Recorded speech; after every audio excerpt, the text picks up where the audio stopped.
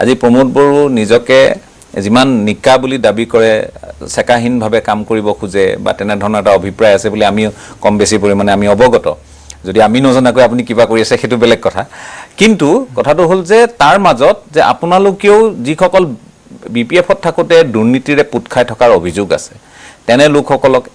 বা মন্ত্ৰিত্বৰ কালতো কোনোবা থাকিলে চন্দন ব্ৰহ্ম আহিল মই কোৱা নাই যে চন্দন ব্ৰহ্ম দুৰ্নীতিৰ পুত খাই থাকে কিন্তু অভিযোগ আছিল নাই বুলি আপুনি মই কোনো ক'ব নোৱাৰে এতিয়া খাম্পা বৰগোহাঞিক আকৌ আপোনালোকৰ তাত সামিল কৰাৰ কুচকাৱাজ গতিকে এতিয়া ইউপিপিএলো সেই ৱাশ্বিং মেচিন হ'বলৈ গৈ আছে নেকি যদিহে তেওঁলোকৰ বিৰুদ্ধে আপোনালোকে এটা সময়ত উত্থাপন কৰা অভিযোগবোৰ সঁচা হয় চাওক পলিটিক্সটো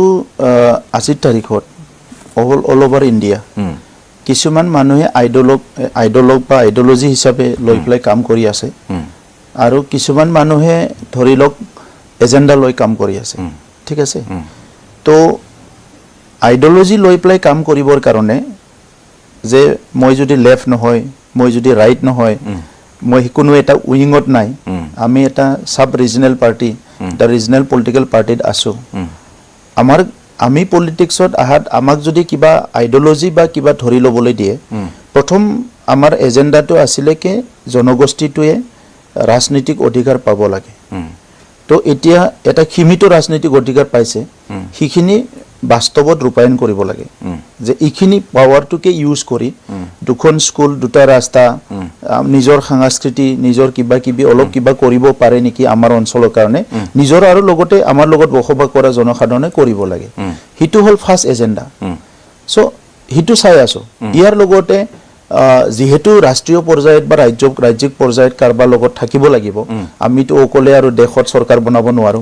সো আমাৰ লগত মন মিলা আমাৰ লগত আইডিঅলজি মিলা আমাৰ লগত এজেণ্ডা মিলা কোনবা এটা টিমৰ লগত থাকিব লাগিব হিটোটো আমি কৰিলো ঠিক আছে থাৰ্ড পইণ্ট যেটো আপুনি কৰিলে যে বিপিএফৰ মানুহ ক'ত যাব এতিয়া হয় আমাৰ তাত আহিব বিজেপিত যাব বা কোনবা কংগ্ৰেছত যাব পাৰে বা বেলেগ এটা দুটা দলত যাব পাৰে যোনি বেয়া পাইছে সো এতিয়া যেটো আপুনি অলপ আগতে ক'লে যে প্ৰমোদ বড়োই ইটো কৰা নাই বা কৰিব পাৰে সো প্ৰথমতে যে মোৰ চেষ্টাটো হৈছে কি যে ভুল নকৰাকে বেয়া কাম নকৰাকে কিমান আগুৱাই যাব পাৰো সমাজখনত কাৰণ ভাল বেয়াটোতো আপুনিও দেখা পাইছে এতিয়া যেনেকে পলিটিক্সত প্ৰশ্ন কৰিছে সাংবাদিকতাটো তেনেকা প্ৰশ্ন আহি গৈছে বেলেগ সাংবাদিক এজনে কাগৱা ব্লেকমেইলিং কৰিছে এতিয়া সাংবাদিক দেখা পালে যে ইও এনেকা নেকি হয় হয় হেতু সাংঘাতিক হেতু সঁচা কথা হি কৰপৰা গাড়ী চলাইছে হি কৰপৰা ঘৰ বনাইছে সো পলিটিক্স আৰু এইবিলাক এটা পৰিবেশত গৈছে তাৰ মাজত থাকি মানে ভিৰ মে ৰहोगे तो गुम हो जाओगे তাৰ মাজত থাকি কি কাম কৰিব পাৰো অলপমান হ্যাঁ এই প্ৰচেষ্টাটো ৰাখা হৈছে গতিকে আজি কোনোবা বিপিএফত আছিলে হি তাতে এটা বেয়া কাম কৰিবও পাৰে বা নকৰিবও পাৰে এই বেয়া কাম কৰা নকৰা অভিযোগটো মই আপোনালোকে এটা সময়ত উত্থাপন কৰা বিষয় অপোজিশনে কৰা হয় এতিয়াও আপুনি বিপিএফক বহু ক্ষেত্ৰত সমালোচনা কৰে মোটাৰ আছে ইয়াৰ দলিন আছে মোটাৰ 2900 crore লাইবিলিটি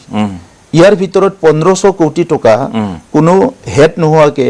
কোনো হেড অফ মানে ফান্ড নোহোৱাকে ইয়াৰ ফলছ অৰ্ডাৰ দিফলে পাৰ্সেন্ট খাই অৰ্ডাৰ দি গৈছে মানুহবিলাকৰ হাৰাশাস্তি হৈছে সেই সময় নেতৃত্ব দিয়া মানুহসকল সেই লোকসকল কোন সেই লোকসকলটো আজি যিসকল ধৰি লওক ইউপিপিএললৈ আহিব বুলি চলি থকা চৰ্চা সেই ব্যক্তিসকলে নহয় জানো মই সেইকাৰণেহে কৈছো ময়ো হিতুকে ক'ব বিচাৰিছো যে এতিয়া আমি ধৰি লওক কোনবা কংগ্ৰেছ চৰকাৰৰ দিনত যেটো বিজেপিত ক'লে তাত ভুল কৰিলে বলে বিজেপিত আহা বিজেপিৰ পৰা কংগ্ৰেছতো যাব পাৰে তো এই সিলসিলাটো যেতিয়ালৈকে ভাৰতৰ পলিটিক্স থাকিব চলি থাকিব কিন্তু ইয়াৰ ভিতৰত আপুনি মেন চাবিটো ধৰি আছে হিচাপে ষ্টেৰিংটো ধৰি আছে হিচাপে আপোনাৰ গাড়ীখন আপুনি গন্তব্য স্থানত ডেষ্টিনেশ্যন লৈ যাব পাৰিব নে নাই বুজিছেনে গাড়ীত বহুত উঠিব আৰু নামিব বহুতে ভাবিব যে ইহঁতৰ গাড়ীখন ভাল চলি আছে এটা উঠি যাব আধা ৰাস্তাত নামি যাব ইটিটা আমাৰ দলত কোনবা তিনিটা দল অলৰেডি এক্সপেৰিয়েন্স কৰি আহা মানুহ আছে মোটাত এজন আহিলে আহি প্লাই ক'লে যে আপোনাক এটা আশা কৰি আহিছিলো মই নাপালো দলত এজন লৰাই আহি প্লাই ক'লে তো মই ক'লো তুমি কি বিচাৰি আহিছিলা তো হি ক'লে যে মই এনেকুৱা বিচাৰি আহিছিলো মই ইলেকশন খেলিম বা কিবা এটা বিচাৰি আহিছিলো তো মই এনে খুদিলো তোমাৰ বয়সটো কিমান হ'ল এই ক'লে যে মোৰ বয়সটো মানে 46 ইয়াৰ্স মই খুদিলো যে তুমি আমাৰ দলত আহা কিমান দিন হ'ল ইলে 1 বছৰ তো তুমি মোৰটাত আহি 1 বছৰত তোমাৰ নহল বাকি 45 ইয়াৰ্সত তুমি কি কৰি আছিলা মই তেখেতক সুধিলোঁ চ' এতিয়া এই কথাবিলাক আপুনি যদি এনালাইচিছ কৰে এনেই ক'বলৈ ভাল ৱাশ্বিং মেচিন কিবা কিবি এইবিলাক কিন্তু বাস্তৱটো চাব লাগিব আজি ডক্টৰ হিমন্ত বিশ্ব শৰ্মা ডাঙৰীয়াই অসমখন কেনেকৈ ডেভেলপ কৰিব বিচাৰিছে তেখেতৰ চিন্তাধাৰাটো আমি বুজি পাব লাগিব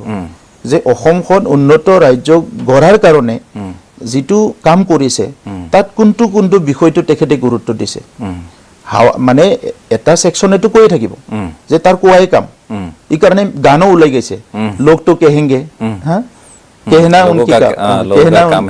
কেহনা তো এইটো ওলাইছে কিন্তু আমি যেতিয়া দায়িত্বত আহিলো আমি কি কৰিম তো সেইকাৰণে আজি BTCত যে ইটো মোৰ গাড়ীত বহুতে উঠিব গাড়ী নামি যাব কালি গাড়ীখন খালিও হৈ যাব পাৰে পৰহি আকৌ গাড়ীখন ভৰ্তি হৈ যাব পাৰে চ' গাড়ীখন কিমান ভৰ্তি কিমান খালী হৈছে ইটোৰ লগত এতিয়া সময় নাই এতিয়াৰ সময়টো হৈছে যে ৰাইজে 5 বছৰ সুযোগ দিছে এইখিনি সময়ত কিমান ভাল কাম কৰি যাব পাৰো আৰু যদি পিছত সুযোগ দিয়ে আৰু কাম কৰিব লাগিব সুযোগ নিদিয়ে সাপোজ এইকেইদিন মই কৰি আছো অহা কালিলৈকে মোৰ দায়িত্ব আছে এই 12 ঘণ্টাত আৰু কি কাম কৰি যাব